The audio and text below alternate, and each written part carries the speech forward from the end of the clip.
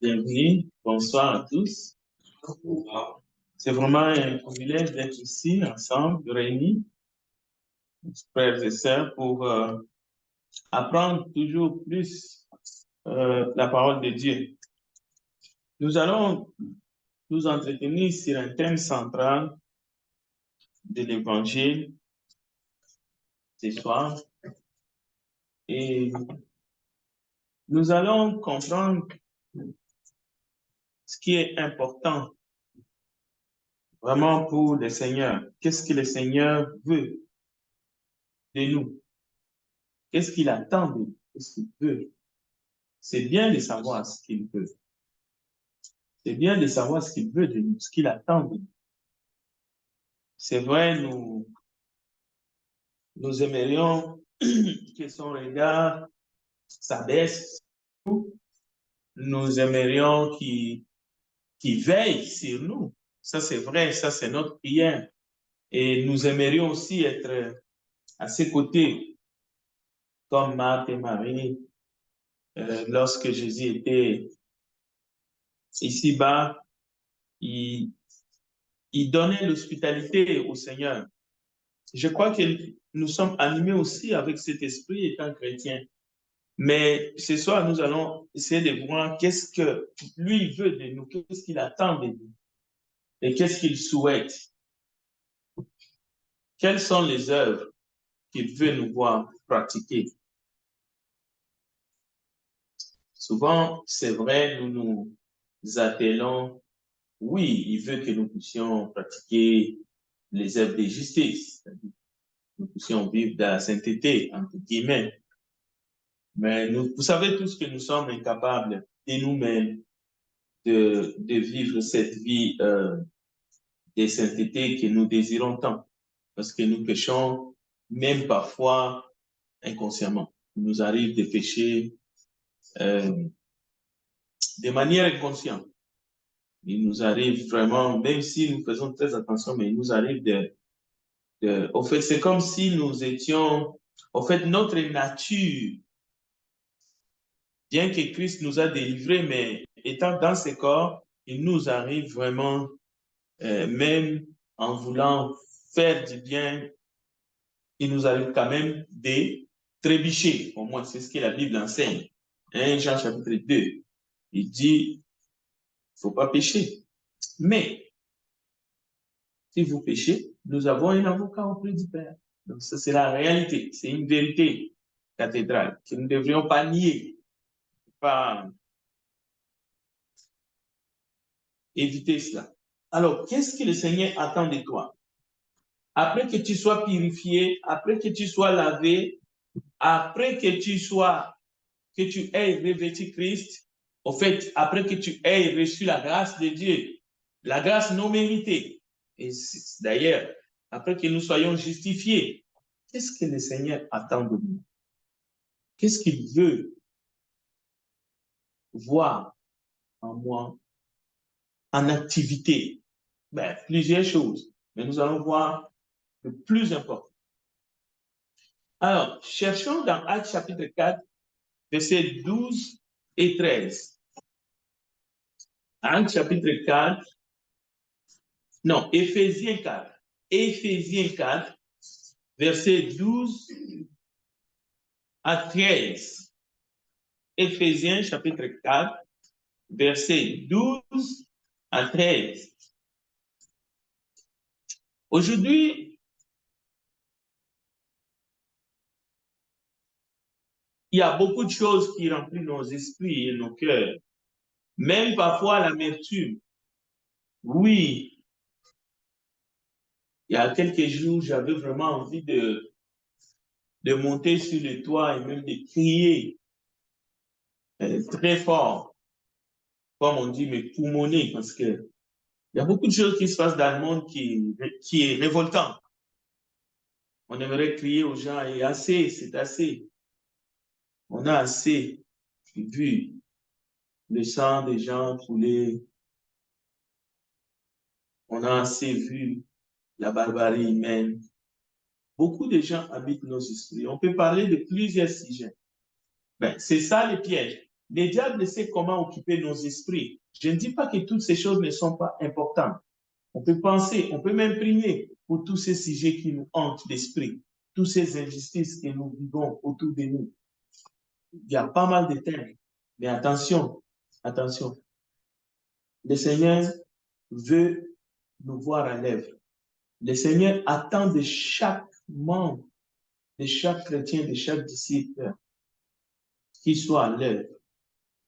Mais il ne s'agit pas des œuvres de la chair et des œuvres de l'esprit, bien que ce dont nous allons parler fait partie des œuvres de l'esprit. Mais vous allez voir, c'est vraiment quelque chose de spécifique.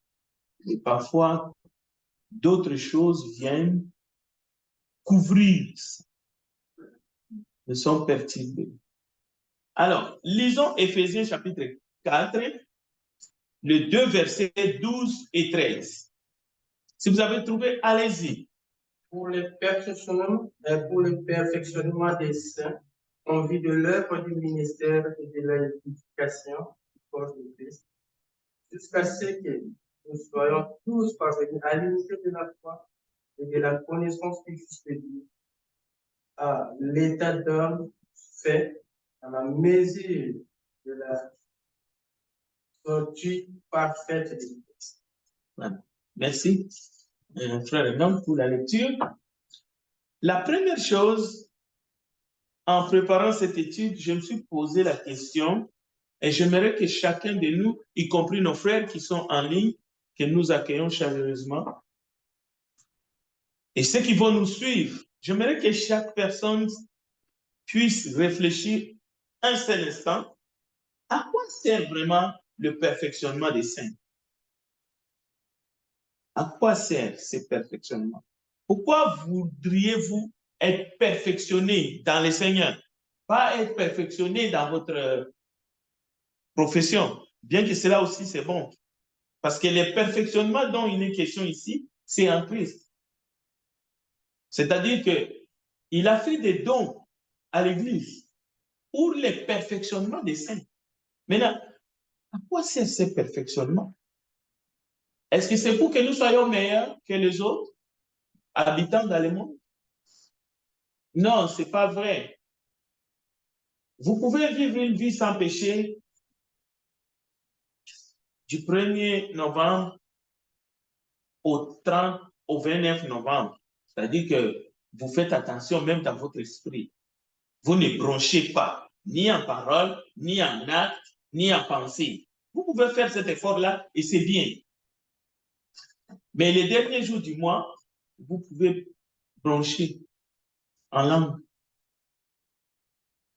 Et pour Dieu, c'est lui qui a vécu dans le péché 28 jours du mois et qui s'est repenti. Et toi, vous êtes pareil. C'est pour cela qu'il est dit, lui, il ne fait pas de favoritisme. Mais son désir, c'est que nous puissions nous repentir. Mais à quoi sert ce perfectionnement dont il est question ici, le perfectionnement des saints? Le perfectionnement des véritables disciples de Jésus. À quoi ça sert? Eh bien, c'est en vue de l'œuvre du ministère. Donc, le perfectionnement dont il est question des vrais disciples de Jésus-Christ, tel que nous venons de le lire dans les Écritures, c'est pour l'œuvre du ministère. Et ce ministère-là, c'est le ministère de la réconciliation. Donc, le perfectionnement des saints, la maturité chrétienne est liée directement à l'œuvre du ministère de la réconciliation. 2 Corinthiens chapitre 5. 2 Corinthiens chapitre 5. Ici, nous voulons connaître les Écritures, comprendre la parole de Dieu, et bien pour le mettre en pratique. Parce que il ne s'agit pas de s'auto-flageller. Il ne s'agit pas non plus de vivre dans la culpabilité. Il s'agit de comprendre les astuces du diable. Comment est-ce qu'il agit? comment est-ce qu'il peut amener une tourbillon d'affaires dans notre esprit, comment est-ce qu'il peut braquer notre regard sur tout ce qui se passe dans le monde, et du coup, nous oublions ce que le Seigneur Jésus attend de nous, attend de chaque disciple. Nous allons voir, c'est l'œuvre du ministère. Alors, 2 Corinthiens chapitre 5, versets 17 à 18. Parce que si nous comprenons, nous allons veiller à chaque occasion que le Seigneur va nous donner, nous allons profiter pour être dans l'œuvre du ministère. Et nous allons comprendre c'est quoi cette œuvre du ministère de la réconciliation. Alors, 2 Corinthiens 5, versets 17 et 18, 2 versets encore, j'aimerais que vous les gardiez aussi pour les relire à la maison. 2 Corinthiens 5, 17 à 18, allez-y. Si quelqu'un est en Christ, il est une nouvelle créature. Les choses anciennes sont passées. Voici, toutes choses sont devenues nouvelles. En tout cela vient de Dieu, qui nous a réconciliés avec lui par le Christ et qui nous a donné le ministère de la réconciliation. Voilà. Versets 17 et 18. Exactement. Merci pour cette lecture, frère Rico. Vous avez entendu? Ici, il est question de la nouvelle naissance. Nous devenons une nouvelle créature. C'est-à-dire que nous sommes passés de la mort à la vie. Mais il y a une raison. Ce n'est pas d'abord pour aller au ciel. Non, ce n'est pas lié directement à la vie éternelle. Non, non, non. C'est lié à l'œuvre, au ministère de la réconciliation. C'est-à-dire, c'est lui qui saisit la grâce de Dieu, c'est lui qui est réconcilié avec Dieu par Jésus-Christ, c'est pour qu'il entre dans le ministère de la réconciliation. C'est pour qu'il devienne lui-même un outil que Dieu va s'en servir pour réconcilier d'autres. C'est ça, 2 Corinthiens chapitre 5. C'est ça que Jésus attend de chaque disciple. Comment nous savons c'est ça que Jésus attend de nous? C'est le plus important, que Jésus veut voir chaque disciple en activité, en action. Je ne dis pas non plus que ça sera 24 heures sur 24 heures. Non, parce que c'est lui qui crée des opportunités. C'est lui qui va placer les gens autour de nous, devant nous, dans notre chemin. C'est lui qui va le faire. Mais il ne veut pas que nous puissions manquer les coches, que nous puissions nous détourner, que nous puissions manquer le but. Donc, pour que nous sachions que c'est ça que le Seigneur du haut des cieux, du haut de son trône, lorsqu'il nous regarde ici en bas, nous, ses disciples, nous qui sommes en lui, il veut nous voir en action dans le ministère de la réconciliation. C'est-à-dire en action, en train de travailler, en train d'exhorter pour que les âmes se réconcilient avec Dieu. Donc, pour que nous comprenions que c'est ça qui remplit son cœur, c'est ça qu'il a. Lui n'attend pas que nous puissions l'épater par notre sainteté. Encore une fois, il ne veut pas que nous puissions vivre dans la boue du péché non plus, mais il sait que notre sainteté vient de lui. Il sait que notre justice vient de lui. Nous portons même sa justice comme une robe. Mais ce qu'il attend de nous, c'est que nous soyons ancrés dans le monde. Il n'attend pas de nous que nous puissions nous étonner de tout ce qui se passe dans le monde. Que nous puissions essayer de nous battre pour changer les choses dans ce monde. Non, non, non, non. Il n'attend pas de nous ces choses. Il n'attend pas de nous que nous puissions faire des prières et des prières. Oui, nous pouvons prier pour les perdus, ça c'est vrai. Mais il veut que nous puissions être en action. En action, c'est-à-dire que ça, que ce ministère puisse remplir notre âme, notre esprit, notre cœur. Et chaque fois qu'il y aura une opportunité pour que nous puissions être en action, comme lorsque l'ange a dit à Philippe, avance, Philippe a avancé vers ses chars, vers l'ennemi éthiopien. C'est ça. C'est-à-dire, même pendant une semaine, peut-être que Dieu va te donner une seule opportunité, mais lorsque Dieu te dit va, lorsque Jésus te dit avance, tu dois avancer. Tu ne vas pas reculer. Tous les restes des choses, tous les restes du temps, tout ce que nous faisons, ça compte, mais c'est secondaire. Même notre propre vie devient secondaire. Parce que toi, tu es sauvé. Tu veux qu'il fasse quoi encore pour toi? Parce que si tu insistes, il peut dire, bon, il faut que tu meurs, comme ça tu viens vers moi. Donc, il peut t'enlever dans ce monde. S'il veut, il peut te rappeler en utilisant les vrais termes bibliques. Alors,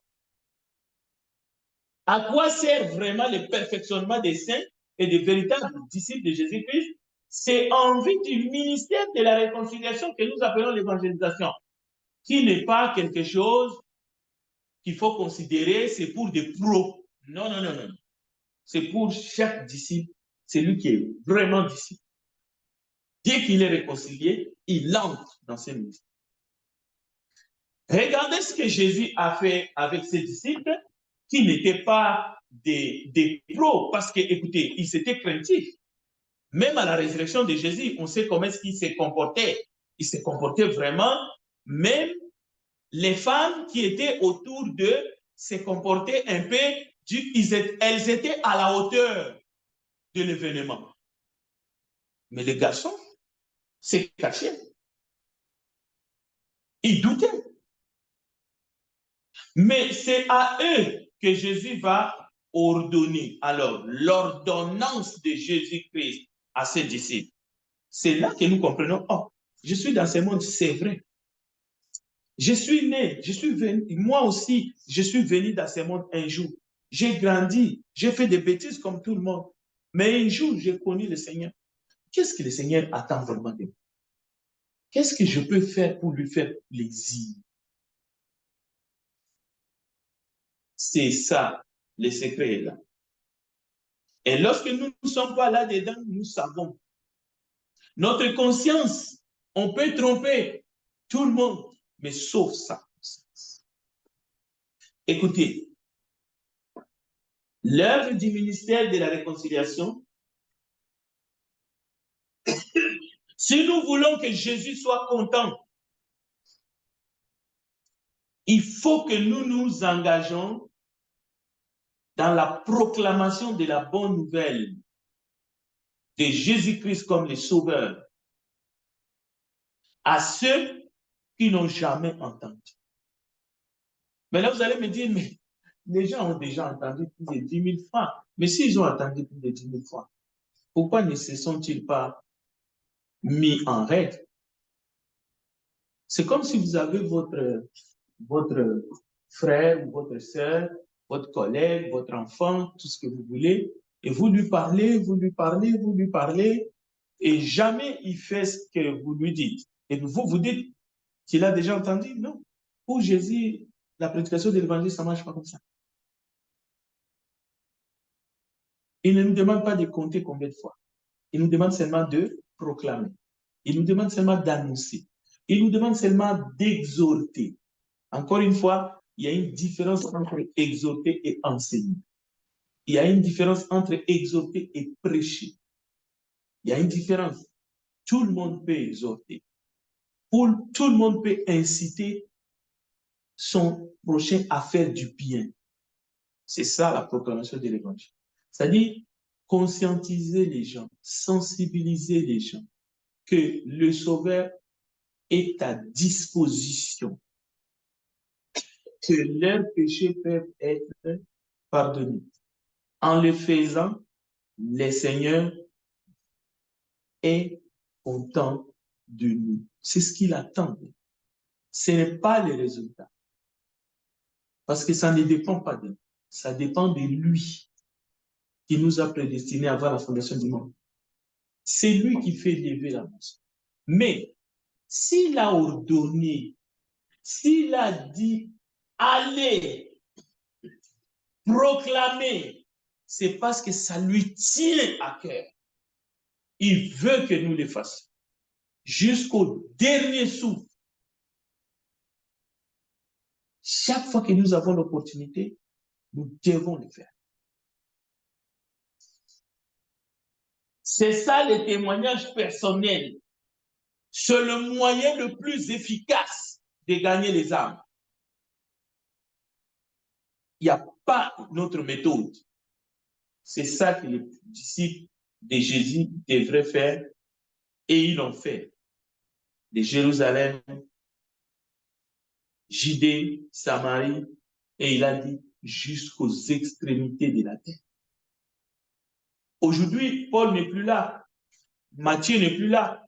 Paul n'est plus là. Aujourd'hui, c'est nous qui avons reçu la grâce de Dieu. Alors, ce qu'il attend de nous, ce n'est pas bien qu'il faut venir à l'église mercredi, vendredi et dimanche. Non, il attend de nous que nous puissions proclamer le message du salut à ceux qui n'ont jamais entendu, aux gens qui sont autour de nous. Que les gens répondent positivement, c'est bien. Qu'ils rejettent, c'est bien. Mais notre responsabilité numéro 1, ce que Dieu attend de nous, tant que nous vivrons sur cette terre, c'est de prêcher la bonne nouvelle de Jésus. Nous sommes en train de nous édifier maintenant. Mais lorsque nous sommes en face de ceux qui sont perdus, qu'ils soient un proche de la famille, qu'ils soient un inconnu, un numéro, voilà ce que le Seigneur attend de nous. C'est la chose la plus urgente sur la terre. Chaque être humain doit entendre le message de l'évangile, la bonne nouvelle. Je dis bien doit entendre. Et ce message de l'évangile, c'est une puissance qui peut sauver.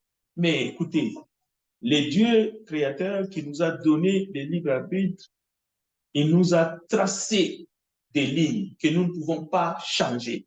C'est-à-dire la personne qui attend, il peut accueillir le Seigneur Jésus. Le Seigneur Jésus dit lui-même, je suis devant la porte, je frappe. Si quelqu'un attend ma voix et ouvre, j'entrerai chez lui, je souperai. Non seulement moi, mais moi et mon Père, nous viendrons et nous ferons notre demeure dans cette personne. À combien plus forte raison, lorsque nous proclamons l'évangile, nous devrions avoir du recul. C'est-à-dire, nous ne devrions pas exiger que les gens se sentent obligés de faire ce que nous voulons. Non, ce n'est pas ça le but. Le problème, c'est qu'aujourd'hui, ceux qui se disent disciples, ils sont submergés par les affaires du monde. Et c'est ça le drame. Moi-même, je peux vous dire que je suis tourmenté par ce qui se passe au Moyen-Orient. Il y a des temps, je me dis, il faut que je fasse un message sur la guerre. Comme si j'ai le pouvoir de dire stop. Oui, les gens meurent. Ça fait mal. Même dans nos pays d'origine, même ici au Canada et aux États-Unis, il y a des jeunes qui tuent les autres jeunes. Mais ce que le Seigneur attend de vous et moi, c'est qu'on puisse proclamer sa bonne nouvelle. Bien, écoutez.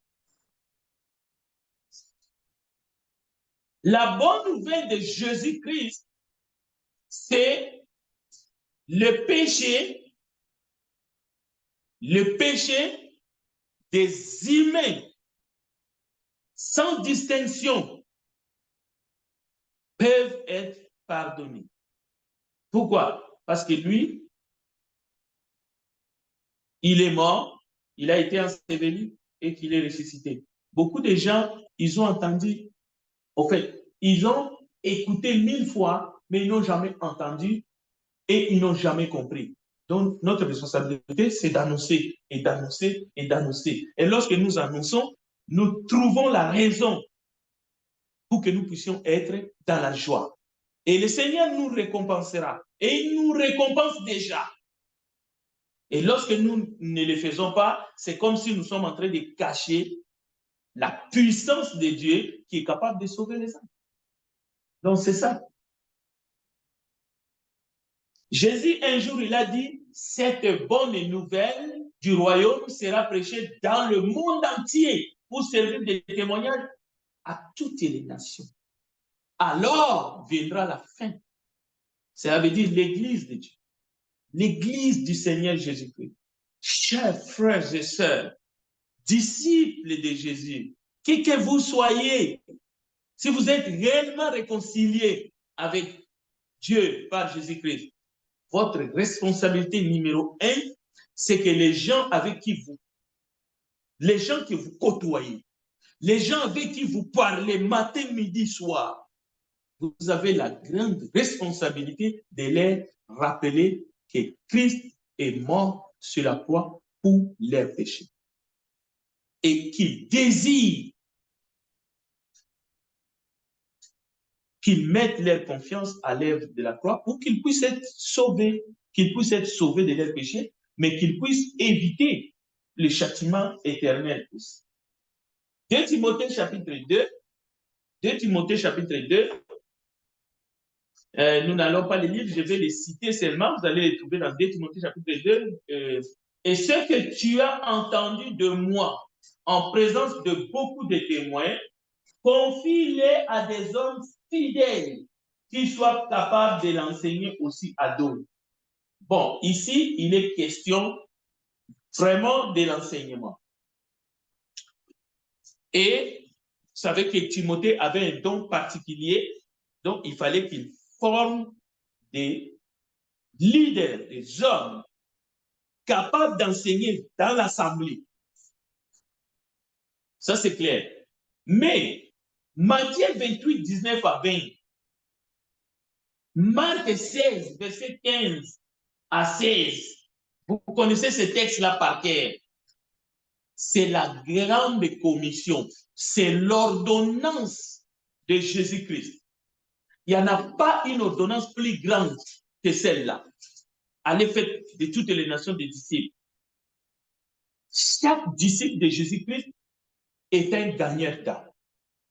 Même s'il n'est pas un docteur, même s'il n'est pas un enseignant comme Timothée, mais chaque disciple de Jésus-Christ, celui qui a revêtu Christ, celui qui est passé de la mort à la vie, c'est un gagneur d'âme. C'est un fils ou fille d'exhortation.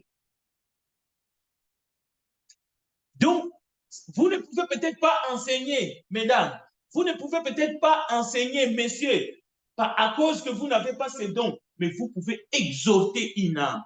Vous pouvez attirer l'attention d'une âme. Vous pouvez dire à une âme, regardez à la croix. C'est lui qui a été crucifié pour vous. Et vos péchés peuvent être lavés. Moïse le faisait. Ce n'était pas parce qu'il était... Oui, Moïse était savant. Mais lorsque Dieu a dit à Moïse, écoutez, ceux qui sont mordus par les serpents dans le désert, dites-leur de regarder les serpents d'airain que tu as confectionnés. Ça ne demande pas des études approfondies. Ça, c'est l'exhortation. Quelqu'un qui est blessé, quelqu'un qui est mordu par un serpent, il a le venin qui lui monte des pieds et qui va monter peut-être jusqu'à son cœur et il va tomber, il va mourir. Lui dit, regardez, le serpent d'airain, tu auras la vie sauve. Ça, c'est une exhortation. Et chaque disciple est capable de le faire. Et nous n'avons pas besoin qu'on nous enseigne, qu'on nous forme pour faire cela. C'est une question de bonne volonté. C'est une question de comprendre seulement que mon Seigneur a ordonné, mon Seigneur attend de moi que j'entre dans cette œuvre, dans ce ministère. C'est tout. Et en le faisant, personne ne viendra te dire combien de personnes que tu as déjà baptisées. Si quelqu'un te dit ça, ne te préoccupe même pas de lui. Parce qu'il ne sait pas de quoi. Personne. Au contraire, tu peux lui demander, es-tu le Seigneur? Ce que le Seigneur nous demande, c'est d'aller prêcher témoigner. Il y a ceux qui ont les dons de perfectionner les saints. Et il faut qu'ils fassent ce travail.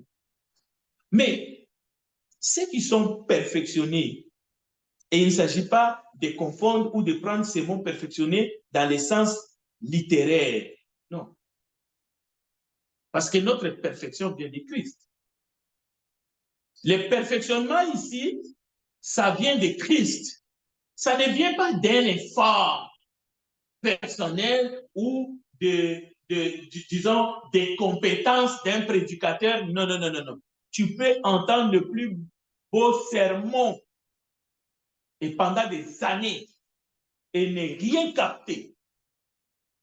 Parce que c'est l'œuvre de l'Esprit. C'est l'œuvre de l'Esprit. Bien. Je vais quand même lire un passage et après, je vais vous laisser aussi le temps de vous exprimer s'il y a des questions. Je vous invite à prendre la parole avec moi dans Matthieu chapitre 24. Matthieu chapitre 24. Matthieu chapitre 24. Je vais lire juste quelques versets. Matthieu 24. Matthieu 24. Nous allons voir l'exemple.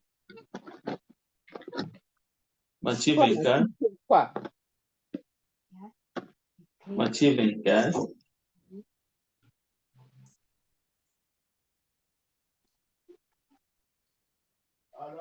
Nous avons déjà lu le verset 14. Nous avons déjà lu le verset 14, mais je le relis. Cette bonne nouvelle du royaume sera prêchée dans le monde entier pour servir de témoignage à toutes les nations, alors viendra la fin. Voilà ce que le Seigneur attend de ses disciples. Mais des vrais hommes, femmes, jeunes filles, jeunes garçons. Déclaration de la chance. Le Seigneur ne dit pas qu'il ne faut pas que tu ailles à l'école, à l'université. Le Seigneur ne dit pas qu'il ne faut pas que tu ailles travailler, gagner ta vie. Le Seigneur ne t'empêche pas d'aller faire le sport. Mais dans tout cela, ce qu'il attend, ce qu'il va admirer, si avant tout, tu t'inscris dans le ministère de la réconciliation et tu le fais. Et tu proclames. Alors, regardez un autre passage, c'est le verset 28, toujours dans Matthieu 24. Toujours dans Matthieu 24. Je vais lire aussi. Le verset 20, d'abord le verset 27. Car comme l'éclair part de l'Orient et se monte jusqu'en Occident, ainsi sera l'avènement du Fils de l'homme. En quelque lieu que soit, le cadavre, là s'assembleront les aigles. Vous voyez l'importance de proclamer la bonne nouvelle? C'est pour que les âmes qui sont créées pour la gloire de Dieu ne se retrouvent pas en cellule. Proclamer l'évangile, c'est éviter aux âmes bénies de se retrouver ici. Parce qu'il y a des âmes qui sont endurcies. Il y a des personnes à qui on a parlé des années et des années. Mais le fait de revenir encore, c'est toujours dans le but de les mettre en contact, malgré contre tout, avec le sang précieux de notre Seigneur Jésus-Christ. C'est cette compassion qui doit nous habiter. Je ne dis pas qu'il faut les faire 24 heures sur 24 heures, matin, midi, soir, dormir avec une Bible et puis se réveiller avec, et puis négliger son propre hygiène de corps, ainsi de suite. Non. Harceler les gens, non, non, non. C'est pas ça. Le Seigneur, il faut regarder combien de fois il a envoyé ses disciples des années durant son ministère, qui n'a duré que 2 ans et demi. C'est pour dire qu'il y a un temps pour tout. Il y a un temps pour écouter, il y a un temps pour la formation, mais il y a un temps pour participer, pour être en activité dans ces ministères de réconciliation. Nous ne pouvons pas passer 360 jours de l'année 2023 comme ça, comme des activistes dans le monde, mais on a oublié ces ministères glorieux dans lesquels nous sommes par sa grâce. Parce que ce n'est pas la grâce que nous sommes sauvés, par le moyen de la foi, mais il ne nous a pas sauvés pour nous-mêmes. C'est pour que nous entrons dans ces limites. C'est ça. Éphésiens chapitre 4, nous avons vu aussi 2 Corinthiens chapitre 5. Tous les chrétiens, nous sommes tous les mêmes, hommes ou femmes. Nous sommes tous sauvés de la même manière. Et il veut que nous puissions être conscients et participer dans cette œuvre, dans ces ministères de réconciliation. Que nous puissions nous occuper des âmes. Oui, les besoins matériels aussi. Parce que l'être humain, il est corps, âme, esprit. Il faut donner un café, un thé, pour avoir quelques sous aux sans-abri, aux sans-asile, aux sans-domicile fixe. C'est vrai.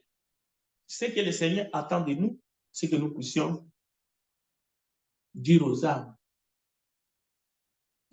la parole qui peut sauver leur vie. Alors, le dernier verset que je vais lire pour ce soir, c'est toujours dans Matthieu chapitre 24. Toujours dans Matthieu chapitre 24. Regardez à partir du verset 19. Matthieu chapitre 24, verset 19.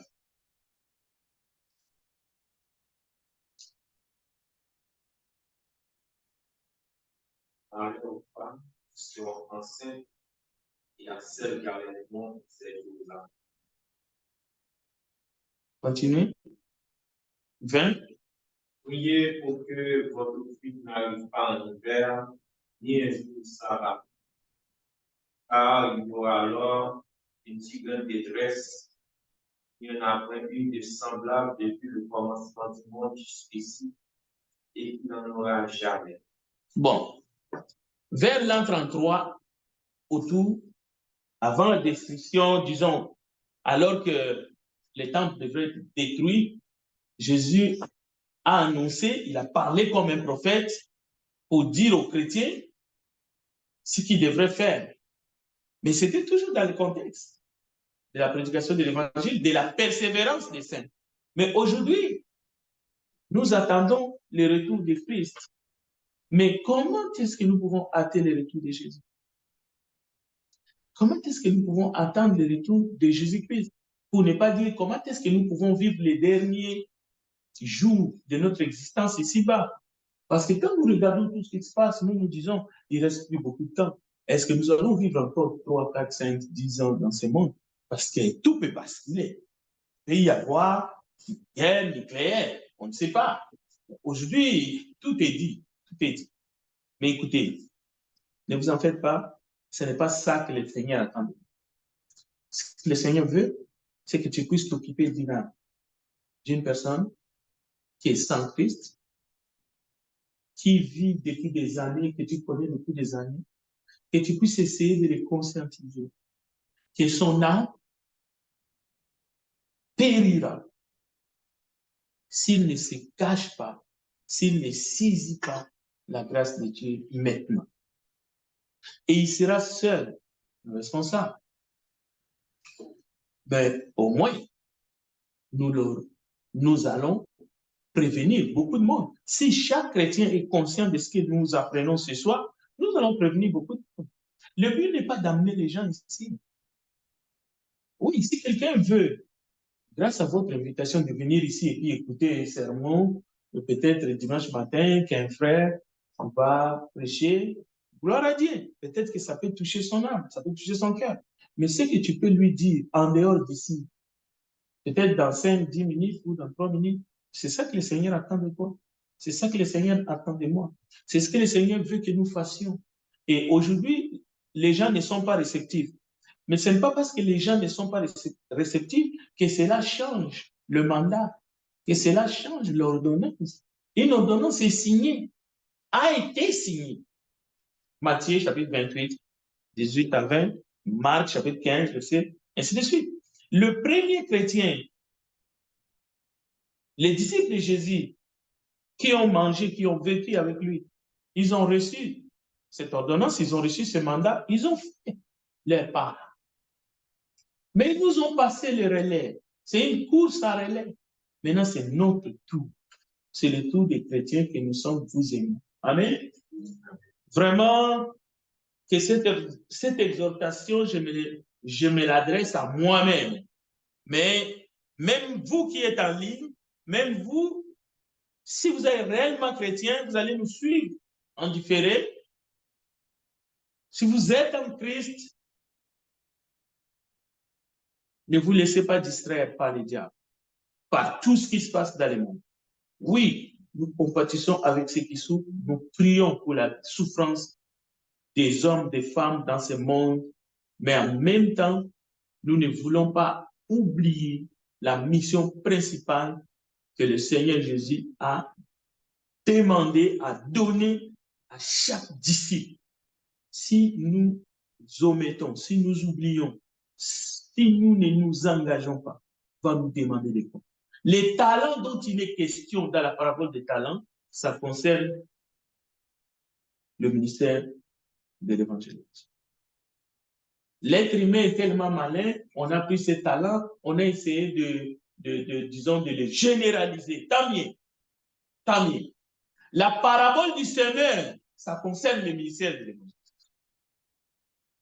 À 90%.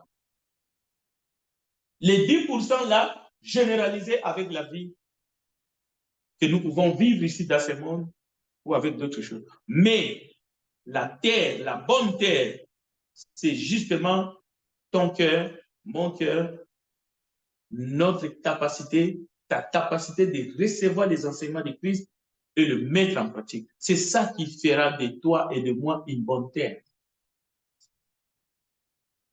Alors, que Dieu bénisse sa parole. Je vais laisser la place s'il y a des questions et des commentaires. Sinon, je vais demander à Frère de venir nous diriger vers la fin. Oui.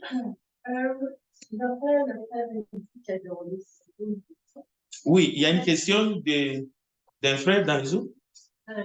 OK. Il a dit, existe-t-il une différence entre un don et un appel selon la Bible?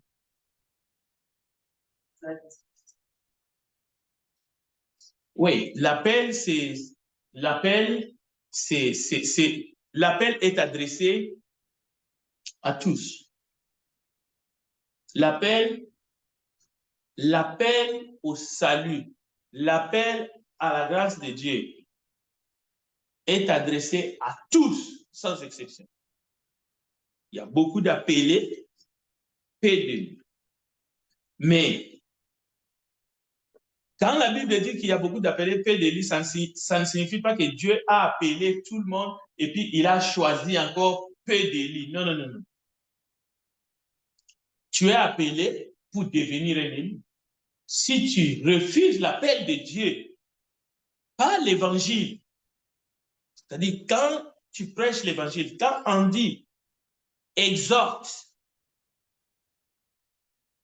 c'est un appel que Dieu lance à la personne qui écoute. Maintenant, si la personne saisit la grâce de Dieu, obéit à l'évangile, cette personne devient un élu de Dieu. Cette personne fait maintenant partie du peuple élu de Dieu. Parce que la personne va revêtir Christ à travers les eaux du baptême. Maintenant, c'est quoi un don?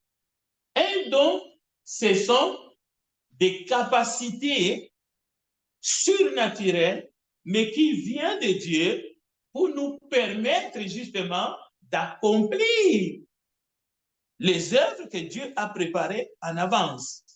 C'est l'Esprit qui distribue ces dons comme il le veut. Donc, un don, c'est un don qui vient de Dieu. Ce sont des capacités que Dieu donne aux uns et aux autres selon la mesure que l'Esprit veut. Les dons, il y a des dons du ministère, il y a des dons de l'Esprit, mais un appel, justement, c'est très bien pour cette question. Comment est-ce que les gens qui sont aujourd'hui sans Christ, Dieu les appelle? C'est par notre travail dans le ministère de la réconciliation. Lorsque nous ouvrons la bouche, lorsque nous exhortons, lorsque nous prêchons, lorsque nous enseignons Christ, depuis le prophète, lorsque nous enseignons Christ aux gens qui sont sans Christ, ces gens-là reçoivent l'appel de Dieu. Et cet appel-là, Dieu nous a appelés en Christ depuis avant la fondation du monde. C'est-à-dire Dieu avait déjà préparé Christ pour qu'il appelle tous les pécheurs vers lui. C'est pour ça que Jésus a dit, nul ne peut venir à moi si mon Père ne l'attire. Voilà. Donc, il y a une grande différence entre l'appel et les dons. C'est pas la même chose, c'est pas dans le même contexte. L'appel, c'est l'appel de la grâce de Dieu à ceux qui sont perdus. Mais les dons, c'est les dons que Dieu donne à ses enfants qui n'a rien à voir avec des talents ou d'autres choses parce que croyants ou non croyants, Dieu nous donne certaines capacités, il donne aux uns et aux autres parce qu'il y a des dons, il y a des talents naturels, mais il y a les dons spirituels pour l'édification et pour le perfectionnement des saints ou pour l'œuvre du ministère. Oui. Mais comment savoir si tu as un don? Et si, parce que des fois, ça se fait que tu as un don, mais tu ne sais pas quoi faire avec le don, ou tu ne sais pas si tu as un don. Et comment est-ce que tu peux savoir? Bon, c'est seulement la peur ou peut-être on se sous-estime, la peur d'aller, la peur de se mettre en activité qui permet ces gens des questions. Parce que le Seigneur, lorsque le Seigneur te dit va, lorsque le Seigneur dit allez, il dit à qui? Aux disciples. Je vais prendre un exemple simple. Qu'est-ce que Pierre a dit la première fois qu'il a prêché l'évangile? Il a dit, repentez-vous, Actes chapitre 2, versets 38 à 42. Tu as retenu? Pierre a dit ceci, repentez-vous et soyez baptisés au nom de Jésus-Christ pour le pardon de vos péchés et vous recevrez quoi? Les dons du Saint-Esprit. Vous voyez? Donc, vous vous repentez, vous acceptez d'obéir à l'évangile pour le pardon de vos péchés et Dieu fait quoi? Il vous donne les dons du Saint-Esprit. Maintenant, quand vous vous posez la question, comment je vais savoir que j'ai reçu un don? Parce que c'est le Saint-Esprit qui les distribue. Tu as sûrement des dons, mais ce que Dieu te demande, c'est de te mettre seulement en activité. Mais pas comme un professionnel alors que tu viens de sortir du baptistère, parce qu'il n'y a pas de professionnels en Christ. Nous sommes des enfants de Dieu. Ce que Dieu te demande seulement, c'est l'obéissance. Il faut que la parole de Dieu trouve un sens dans tes oreilles, qui sont circoncis par l'Esprit. C'est tout. Il faut que tu saches que le Seigneur est avec toi. Que tu peux dire un mot, tu n'es pas seul, et le Seigneur est là pour t'assister. Et il ne faut pas douter. Il ne faut pas douter de ça, parce qu'il est avec toi. Tu peux douter de tout. Tu peux douter si ta voiture est blanche ou si elle est rouge. Mais tu ne peux pas douter du fait que le Seigneur est avec toi. Tu peux dire un mot, et par sa grâce, la personne qui est en face de toi va écouter et que le Saint-Esprit peut opérer dans cette personne pour que cette personne se rapproche de Dieu. La question de savoir si tu as un don ou si tu n'as pas un don n'est pas mauvaise, mais ça ne doit pas t'envahir au point que tu restes statique, inerte et puis tu ne fais rien. Tu es là seulement en train de te poser la question, est-ce que j'ai un don? Non. Ça, c'est la peur. Oui. Frère Jean-Panel. Juste pour revenir à la question des listes. Oui. Je pense que la question que la question qu'il va falloir, il y a des gens, par exemple, qui disent qu'ils ont été appelés à un ministère. Donc, je pense que la question que je vais poser, c'est de savoir est-ce que quelqu'un peut être appelé à quelque chose ou est-ce que c'est un don? Pas l'appel qu'on fait aux gens comme les prêches. Par exemple, il y a des gens qui disent moi, j'ai été appelé à devenir pasteur. Ah, c'est faux. Ça, c'est la fausse doctrine. Ça, c'est la fausse doctrine. Oh, moi, je suis appelé pour être prophète, je suis appelé pour être pasteur. Merci pour cette précision. Non, il faut. Ça, c'est. Les gens, ils ont des dons. Les gens, oui. Et parce qu'ils ont le don, ils vont crier comme disant que j'ai été appelé à Dieu pour faire ci, pour faire ça. Non. L'appel est lié au salut. Dieu nous appelle pour lui appartenir, pour que nous puissions passer du royaume de Satan à son royaume. C'est ça l'appel. Venez à moi, vous tous qui êtes fatigués et chargés, je vous donnerai du repos. C'est ça l'appel. L'appel, ce n'est pas Dieu t'a appelé pour être pasteur, Dieu t'a appelé pour être évangéliste, Dieu t'a appelé pour être prophète. Ça, c'est la fausse doctrine. C'est pas vrai. C'est pas vrai. C'est pas vrai dans la nouvelle alliance. Romains 8, Dieu nous a prédestinés, Dieu nous a appelés en Jésus-Christ, tous, sans exception. Jésus n'est pas mort pour les péchés de quelques-uns, pour nous tous. Dieu nous a appelés en Christ. Maintenant, dans l'ancienne alliance, il y a eu des appels individuels, comme Jérémie, comme Ésaïe, et ils ont été appelés individuellement. Maintenant, les gens mélangent toujours les deux alliances. Les gens veulent être appelés aujourd'hui comme Dieu avait appelé Moïse, comme Dieu avait appelé Jérémie, comme Dieu avait appelé Ésaïe. Les gens veulent, cela veut dire qu'ils veulent être dans l'ancienne alliance et dans la nouvelle alliance en Jésus-Christ. Non, c'est faux. Parce que tous ces mondes-là qui sont morts avant Jésus, ils étaient où? Ils étaient en prison. Ils étaient en prison. Il fallait que Jésus meure pour aller le libérer. Il ne pouvait pas être sauvé pleinement. Non, il fallait que le sang de Jésus meure. Et lorsque Jésus meurt, il inaugure une nouvelle voie. Maintenant, à travers Jésus, juifs, non-juifs, nous tous, Dieu nous appelle en Christ pour devenir et pour être ses enfants. Donc, l'appel concerne le salut de nos âmes. Maintenant, les dons, ce sont les dons que le Saint-Esprit distribue pour le perfectionnement et pour l'édification des saints, mais aussi pour l'œuvre. Le ministère de la réconciliation, ce n'est pas un ministère qui appartient à un individu. Le ministère de la réconciliation, c'est le ministère de la réconciliation de Christ.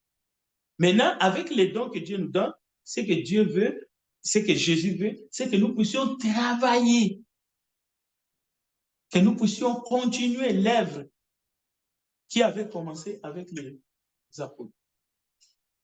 C'est clair? Frère Eximon, tu peux me venir. Je vous remercie de votre attention et on va continuer peut-être une autre fois avec la question des 1. Bon, disons merci.